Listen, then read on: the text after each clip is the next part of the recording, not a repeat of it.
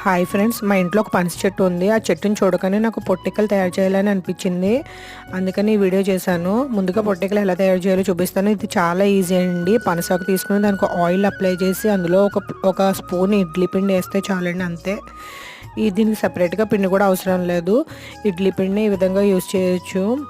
చూడండి, నేను ఈ వీడియోలో చూపించిన విధంగా కోన్ తయారు చేసుకుని పనసాకులతో దానికి కొంచెం ఆయిల్ అప్లై చేసి ఇడ్లీ పిండి వేసుకుని ఒక గ్లాస్లో ఈ కోన్ పెట్టుకోవడమేనండి. దీన్ని కొంచెం కుక్కర్లో వాటర్ పోసి అందులోనే ఉడికించుకోవడమే.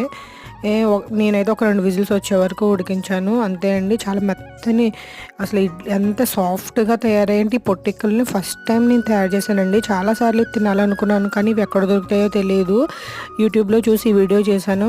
ఈ యూట్యూబ్ పుణ్యమా అని నేను రకరకాల వంటలు ఇంట్లోనే తయారు చేసుకుంటున్నాను. అందులోనే నా బెస్ట్ వంటకం ఏంటంటే పొట్టిక్కలు. మీరు కూడా తప్పకుండా ఇంట్లో ట్రై చేయండి. Please like my